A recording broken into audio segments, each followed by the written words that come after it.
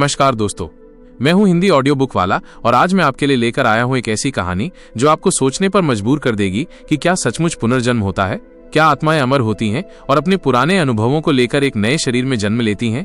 ये कहानी सिर्फ एक बच्चे की नहीं बल्कि इतिहास के एक ऐसे दर्दनाक अध्याय की भी है जिसे आज भी लाखों लोग याद करते हैं। तो अपनी आंखें बंद कीजिए और मेरे साथ कल्पना की दुनिया में खो जाइए। साल 2004, उत्तर प्रदेश का एक छोटा सा गांव, एक साधारण सा परिवार, लेकिन उसमें जन्मा एक असाधारण बच्चा माइनस नाम था आरव। 3 साल की उम्र से ही आरव अजीब अजीब बातें करने लगा। वो अक्सर अपने माता पिता से कहता, मुझे मेरे घर जाना है जहाँ एक बड़ा सा बरगद है और एक लाल रंग की हवेली। उसकी माँ समझती थी कि ये बच्चे की कल्पनाएं हैं, लेकिन उसके बापू चिंतित हो उठे। एक दिन आरव जोर देकर बोला, मेरा घर लाहौर में है और मेरा नाम अयान था। मैं पार्टीशन के समय पाकिस्तान में था। सुनते ही परिवार में सन्नाटा छा गया। गांव वालों को जब ये बात पता चली तो किसी ने टोना टोटका बताया, किसी ने पुनर्जन्म। धीरे धीरे आरव और बातें बताने लगा। मेरे अब्बा का नाम रहीम था, हम लोग हकीम होते थे, हमारी दुकान अमृतसर के पास थी, लेकिन जब बंटवारा हुआ तो हमें लाहौर लौटना पड़ा। रास्ते में ट्रेन पर हमला हुआ और वहीं मेरी मौत हो गई। उसकी बातें सुनकर हर कोई हैरान रह गया। एक 3 साल का बच्चा इतने विस्तार से बंटवारे की घटनाएं कैसे बता सकता है। आखिरकार परिवार ने मन बना लिया कि इसे लाहौर ले जाया जाए ताकि सच्चाई सामने आए। सरकार की मदद से वीजा और परमिशन मिली और आरव को पाकिस्तान के एक पुराने मोहल्ले में ले जाया गया।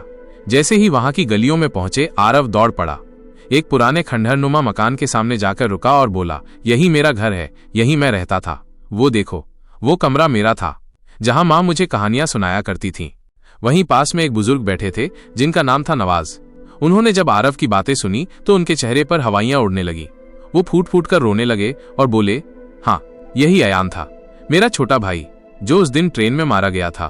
उसके बाद हमारा परिवार टूट गया और आज तक उस दिन की टीस बाकी है। आरव को देखते ही नवाज ने उसे गले लगा लिया जैसे सालों बाद खोया भाई मिल गया हो।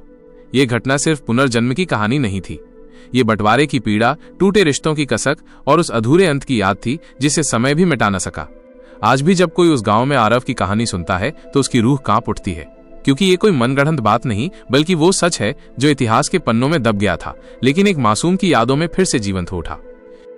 दोस्तों, ये कहानी हमें सिर्फ एक अद्भुत घटना के बारे में नहीं बताती, बल्कि ये भी दिखाती है कि कैसे कुछ यादें समय और सीमाओं से परे होती हैं।